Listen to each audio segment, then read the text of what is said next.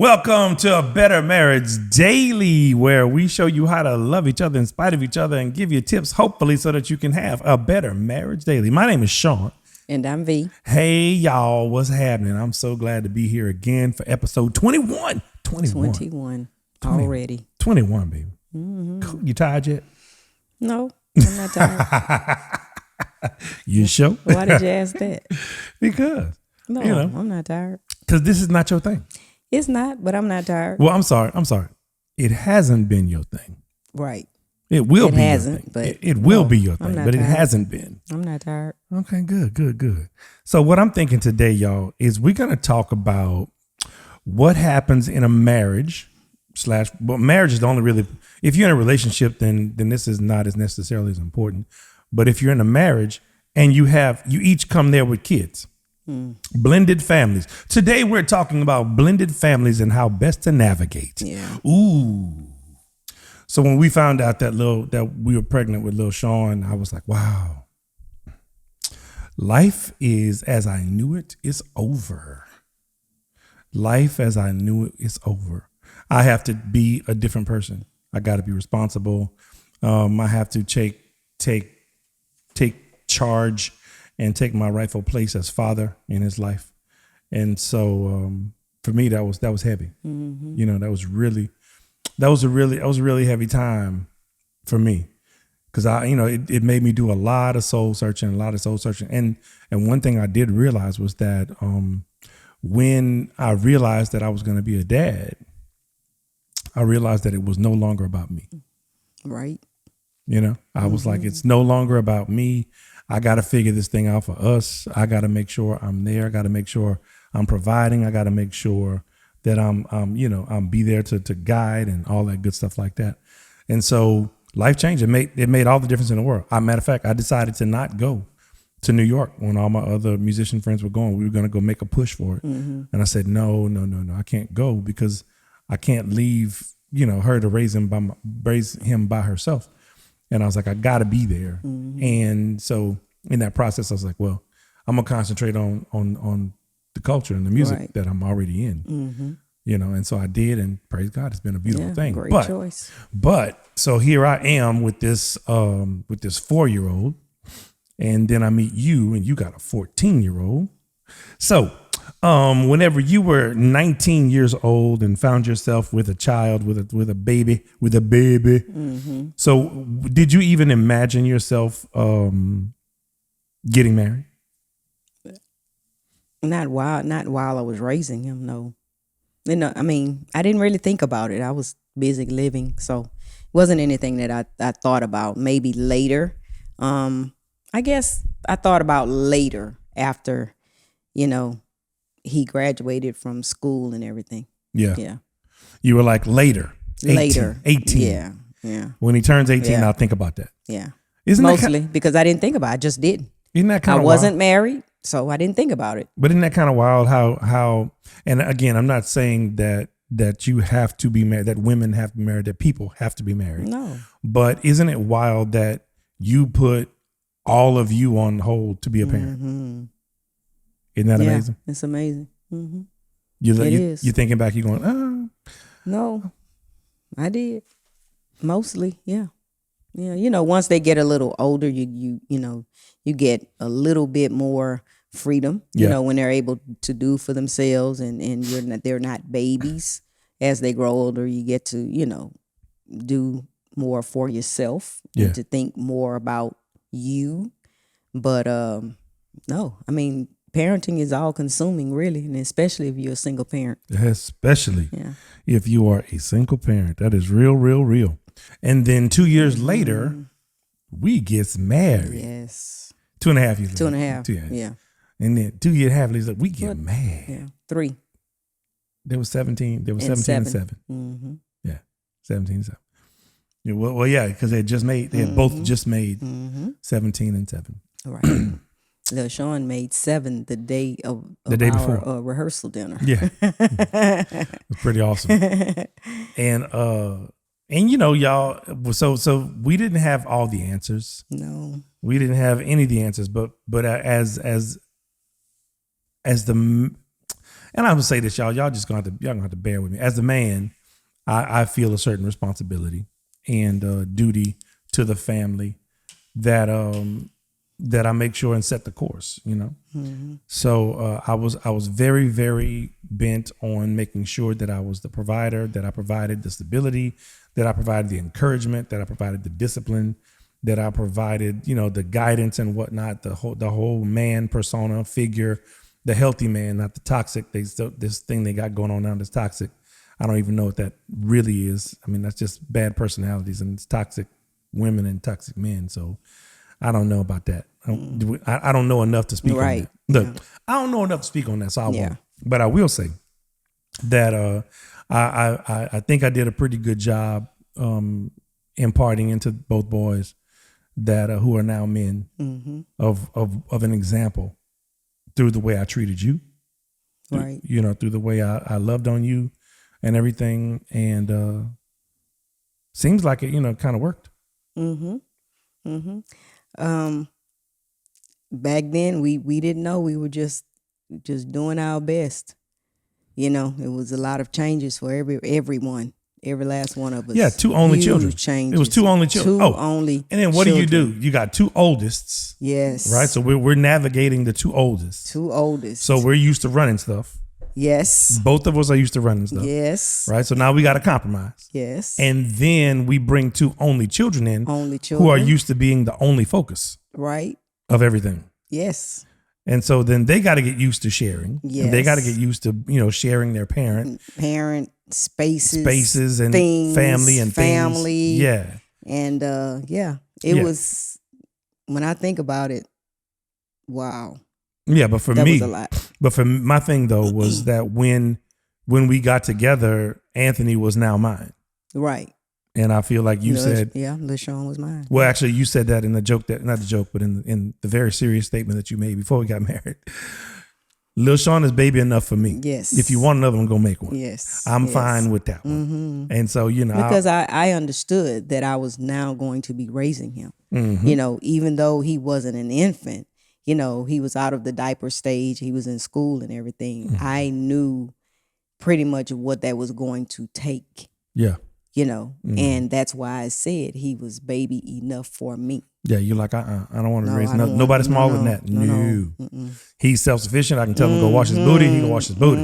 I ain't got to go do it for him. He was a little man, and you know, I imparted all the things that I could into his life, but he was a little man. You know, he was used to doing things on his own. You know, he was a little man. He really was. Yeah.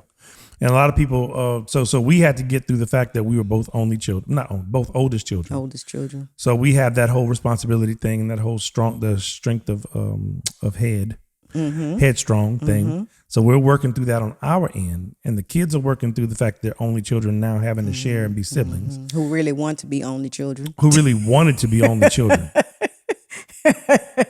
So you can imagine. I think Lil Sean was happy with having a big brother, but I don't think Anthony was happy with having a little brother. Anthony was not happy with I don't think he liked that too much. No, he didn't care for that too much.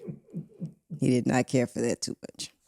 Yeah, so we had to navigate that, you know, and so I think a lot of people, the questions they may have when they bring a blended family together is, how did you do it? Well, the way we did it was, we made sure that they understood. Let me tell it to the camera. We made sure that they understood that we were one. Yes. And so there was no come and ask your mama, go ask your daddy. Playing us against each other. Yeah, we took a stand on that.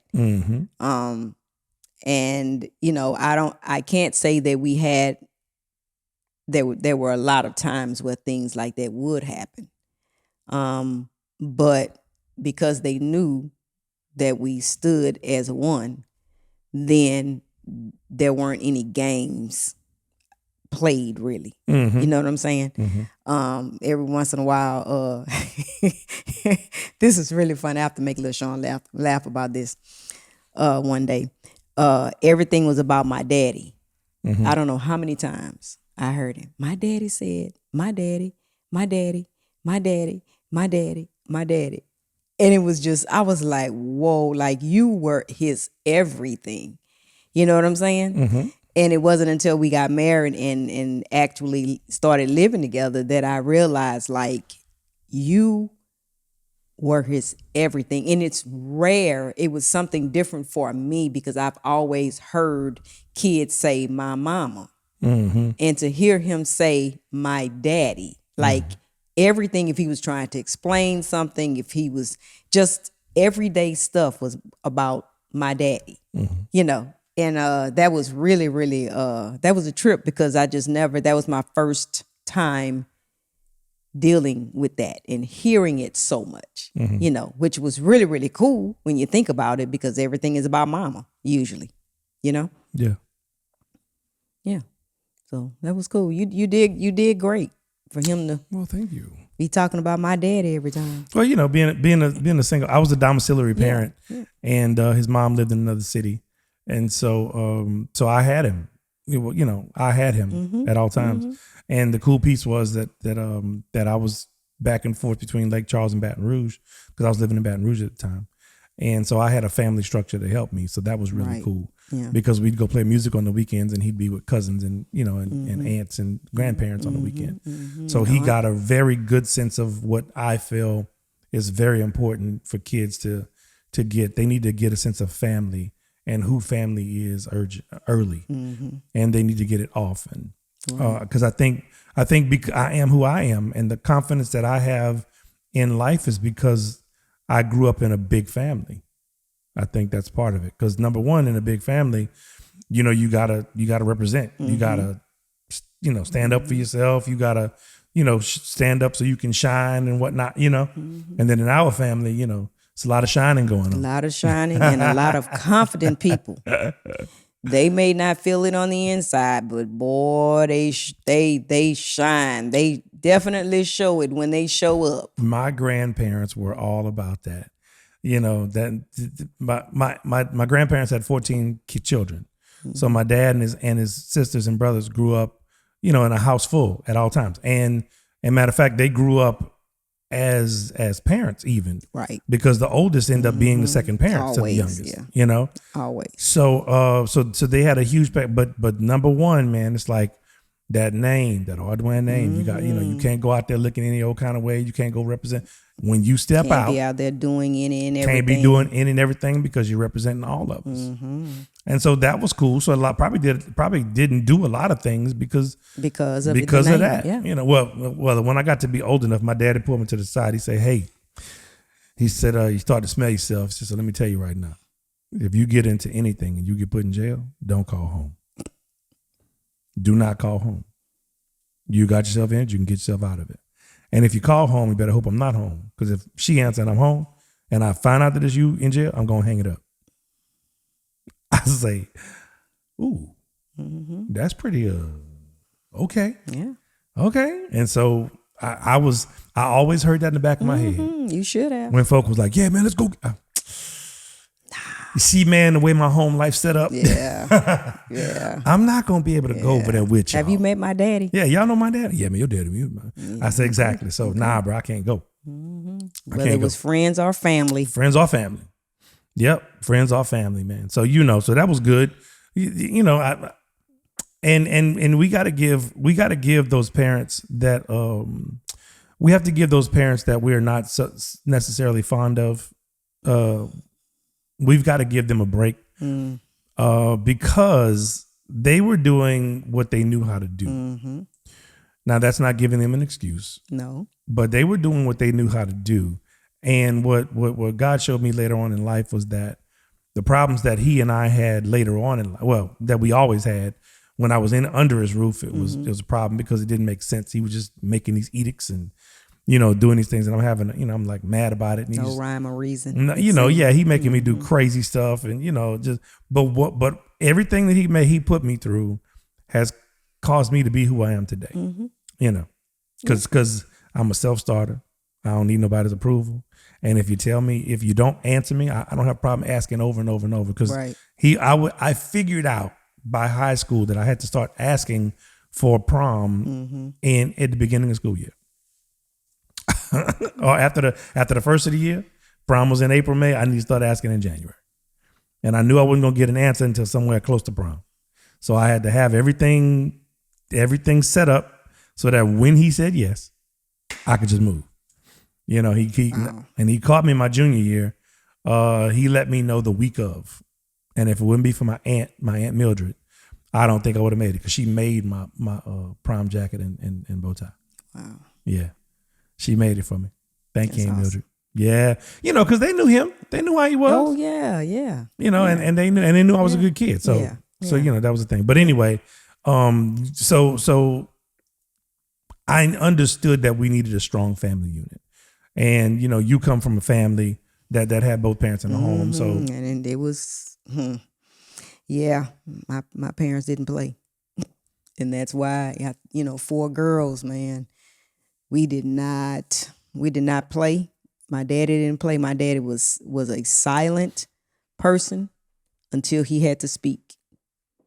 You know, but mostly he would speak to my mom, and my mom would relay the messages to us. mm-hmm. You know, and then every once in a while, when he spoke, we were like this.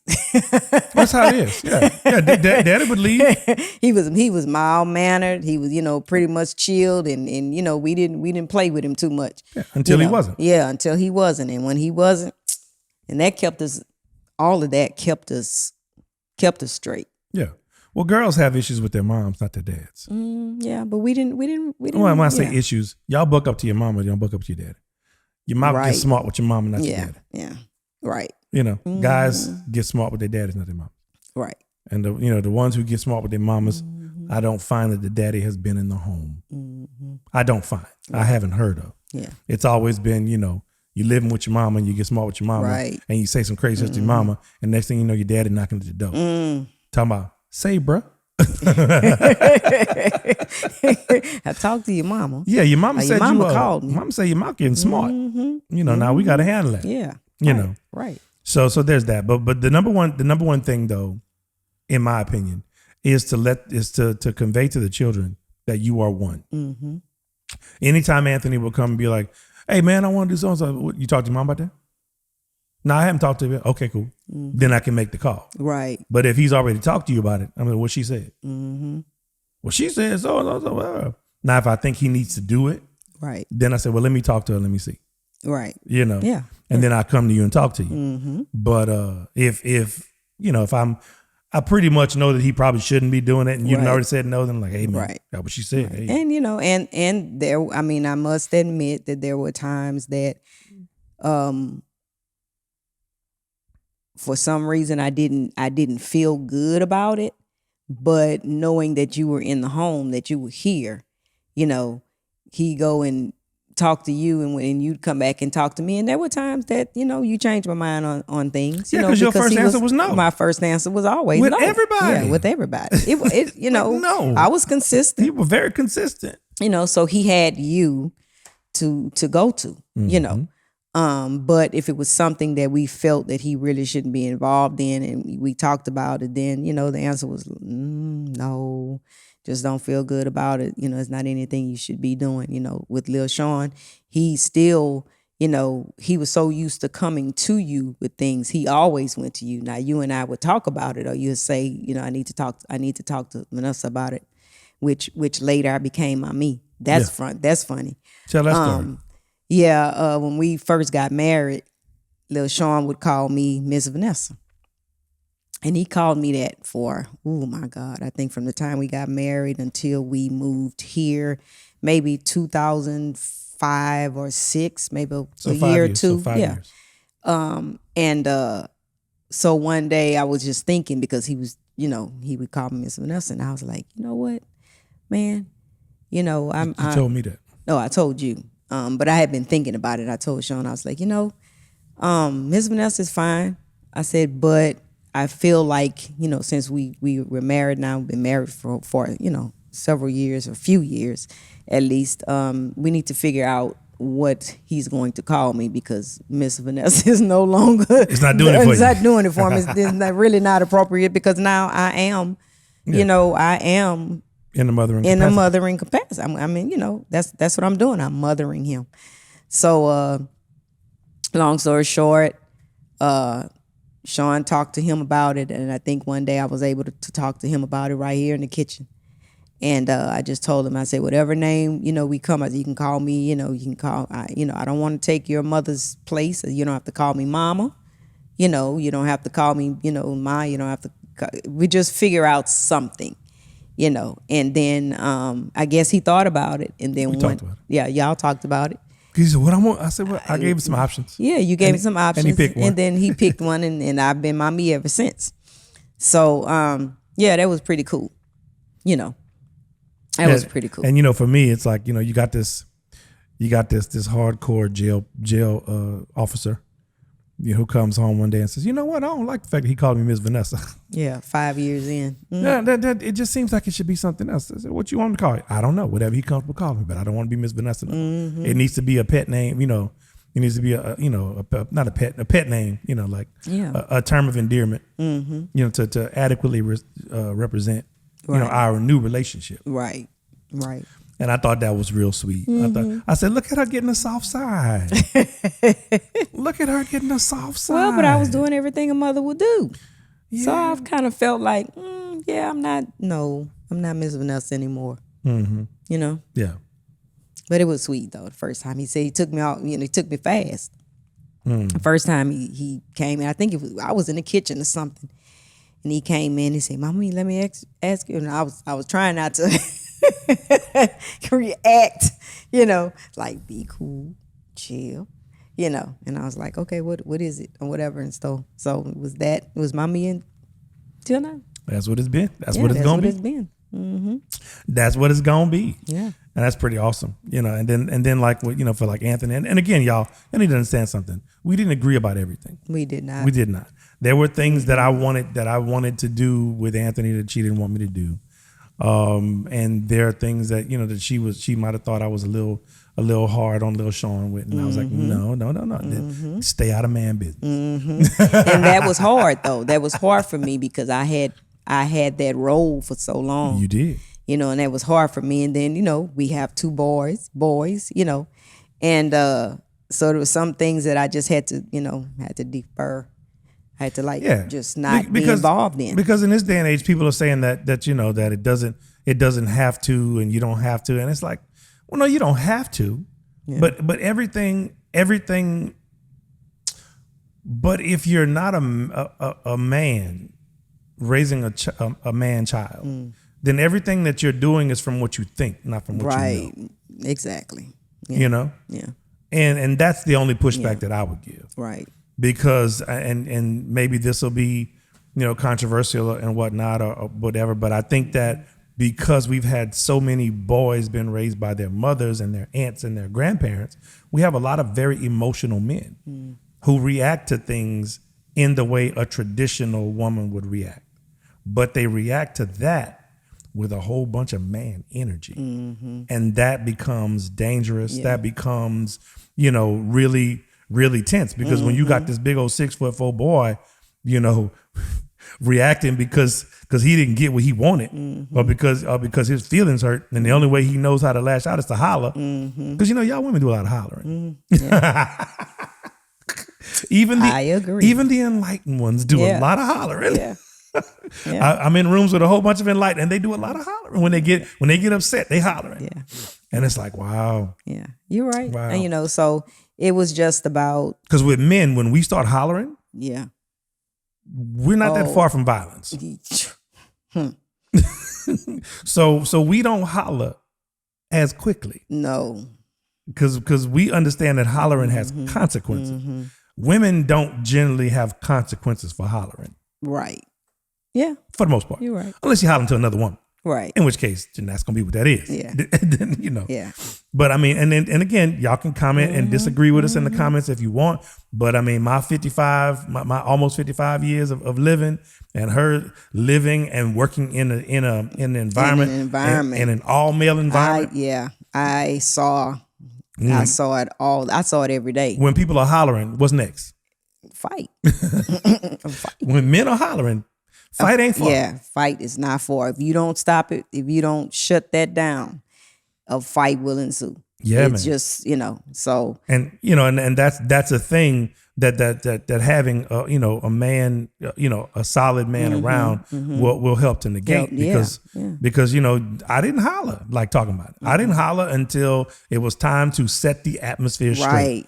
Because again, And shut some foolishness down. right, because like we told y'all in the beginning, we don't tell you how to live, how to be, whatever. We just tell you what worked for us. That is not what we're here for. And the way we live through a Christ-centered life, the male in the family has a certain frequency that he deals with. When a man speaks in an atmosphere, the atmosphere has to change.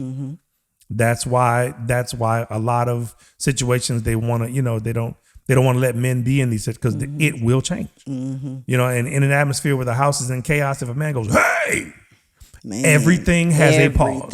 Just like in the wild, when the male gorilla, when the male dog, when the male lion, when the male tiger, whenever they go, yeah, everything goes, whoa. Oh, yeah. In their spirit, they heard that and they shine an eye. So but if we're a balanced man, we understand how to use that frequency. Right. But if we don't have that, if we didn't learn that from watching that happen, play out in real life, then we've seen hollering be something else. Right. And so then now we become a man, and we're in a situation out in the world, and we start hollering and we elevate. And when that happens, it takes on a whole different thing. It's a whole different thing. So anyway, we kind of got a little off subject, but that it was on subject because I was able to model that for Anthony. Right. I didn't do too much hollering. Even if he was getting excited, it took me a minute before I started hollering. I'm like, nah, we're not going. And I've seen times where when Lil Sean, when same thing when you got enough, and I was like, it had nothing to do with me, but I was shaking. Now this is from somebody who remember we talked about the compensation behavior. She was raising a man child, so she had to really put them, right. Put them bees on them. You know what I'm saying? Hey, look, you gonna respect me. Or raise my voice, or had to do it in a way that would make guys, and then when I in my profession make guys. Yeah. It's like shut it down. Yeah. You know what I'm saying? So you go from, me to you. I know that somewhere there was comfort in the way that you approached things. I know that there was comfort for him somewhere. Oh yeah, because he didn't worry about getting knocked out of the head. or really getting something taken away. Get something. Or because there just came a time where as a single mother raising a man child, there just comes a time where you've done enough discussing, and I don't want to hear anything. I don't want to hear anything. Just be quiet. Say nothing. You know what I'm saying? So when you've been pushed past that, then things happen, whether it's punishment, whether it's whatever. Take the game to shut away, that down. Tell you what, you ain't going nowhere. To shut that down, because I've seen it all. Mm-hmm. Yeah, and then like with Lil Sean, the main incident she's talking about is like Lil Sean was I was in this kitchen, this very kitchen, and I was cleaning. I think I might have been peeling potatoes or something. I was making a sandwich. Right. I was making a sandwich. And he coming and he all excited. I said, Sean, no. He kept going. I said, I need you need to chill out. And he came. And so then all of a sudden, out of nowhere, I quickly reached out, grabbed his shirt, pulled it, and laid one right in the middle of his chest. And I did that all at the same time while raising my voice and telling him to, I didn't say shut up. I said, hey, you gonna bring your voice down and something like that. Yeah. And then, and then he's sitting there trying to breathe, right? And choking his eyes all big. And then I go back to making my sandwich. Yep, sure did. I was like, whoa. And I he didn't miss a beat. And then look, he went back to and then Vanessa was sandwich. talking and she was talking and then when I did it, and then we have like a high boomy ceilings. house, yeah. So it echoed. Mm-hmm. It echoed. And so I look up at her and she like, I don't want no trouble. No, I say, no girl, stop it. that ain't even nowhere close to what you be doing.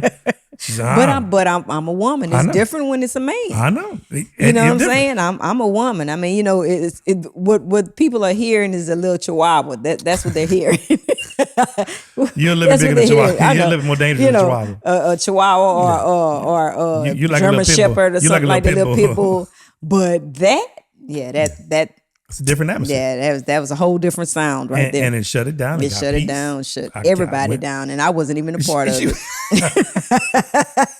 Yeah, that's a part. Yeah. But basically, y'all, what we really want to convey is the fact that you have to have a unified front, and it's best if you have if you.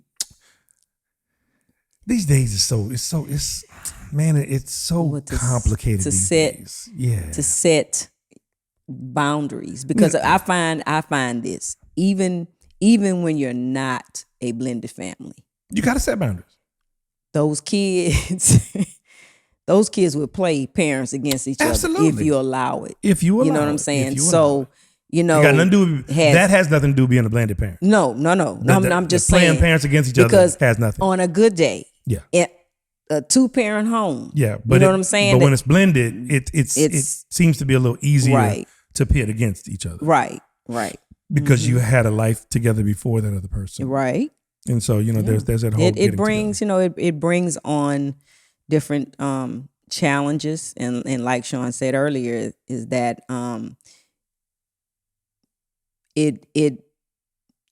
we had to find our way. You have to find your way. Mm-hmm. Because you're not only, you've just gotten married, and then you bring 2 kids, your families are now blended, and now you're trying to navigate. You're trying to make 4 you're trying one. Yes, you're trying to make 4. It was 2 to come one, but now we're trying to make 4 one. That's something else. And then the way he and I grew up, we're older children, so we have our own things, and then you have the 2 who are a decade apart, who were only children, mm-hmm. and basically still wanted to be only children. Yep. So we had to find our way through all of that. You know, we really did. It was it was a slow process. Hey, and they still talk to both of us. Right. Yeah. It was a slow process. They still talk to both of us. But so, hey. it's been once we started to navigate that thing and find out what worked for us, things started to get easier. Yeah. And like we said earlier, it wasn't perfect. No, it was not perfect. A lot of stuff we wanted to do. And if I could go back today, if I could go back, I would do things differently. Mm-hmm. You're a different person now, though. Yeah, I'm a different person. So I would have loved to be the person I am today then. Oh, yeah. I was trying to get you there. No, you weren't trying to hear that. Yeah, I had too much stuff going on. You weren't trying to hear that.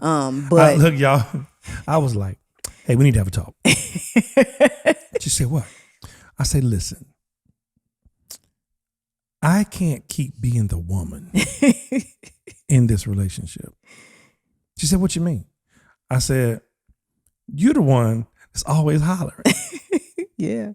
I need you to be softer. And, I need you to be quieter in your approach with them, because if both of us are coming at them all hard, then they don't have any respite. You were right. They don't have any rest. They don't have any way to get the balance. They're just getting beat over the head with all the time. I said, and I have stuff that I need to do as a man, but I can't do it because you've already half-assed done it as a woman, and now I got to go fix what you did, but I got to fix it softly. Yes. And this doesn't need to be fixed softly, but you've already done the half-hard thing. Yes. Pause. You've already done that. You've already done the half-hard thing, and now I got to go and figure out how to work around that. Yep.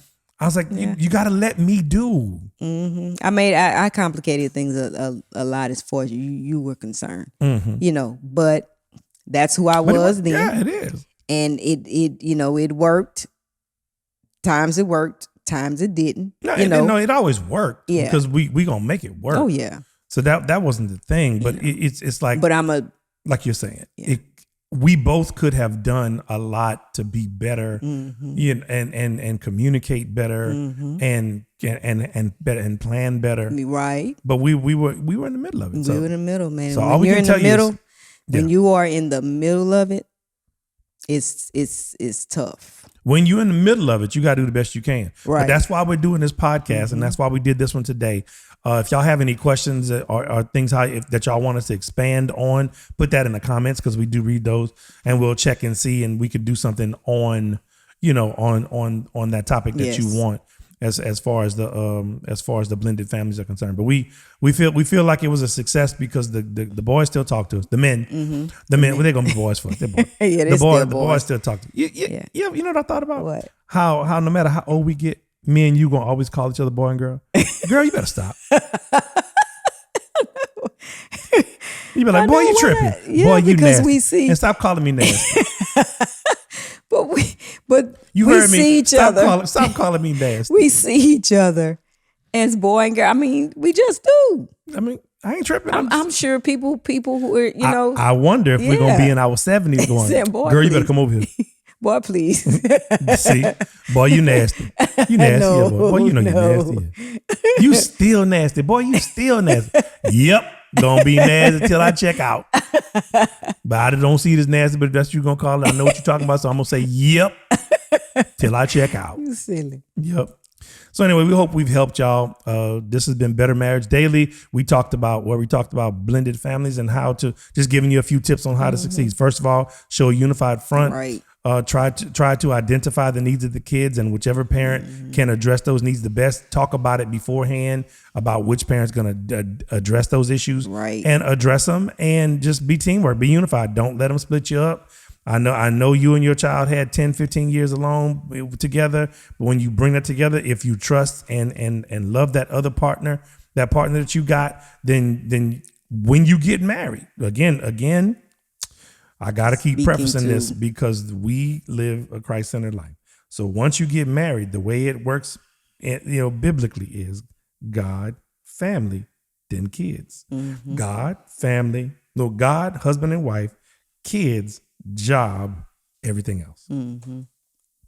Yep. Now, and then if you put job and extended family in there, it depends on like if it's your mom and your dad or your brother or your sister and something goes on, then that time may take precedence. Right. You may regret that later on. Yeah. But for the most part, it's God first, then spouse, then children. Everything after that is negotiable. But you can't put the children before your spouse. No. There was a question on Facebook. Somebody asked about that. Yeah. You you can't do that. You can't put the children before the marriage, before the spouse, because when you do that, you allow them to separate you, and a separated, it's not a marriage. It's not. If you separated, you're not one. Yeah. You're two. May stay Could single. have just stayed roommates. Yeah. or not. Or just stay boyfriend and girlfriend, or just stay kicking it, whatever you want to do. But once you become one in everything. Yeah. So until next time, I'm Sean. And I'm V. And this has been Better Marriage Daily. We'll see y'all next time. Holla. Baby, I'm gonna take my time.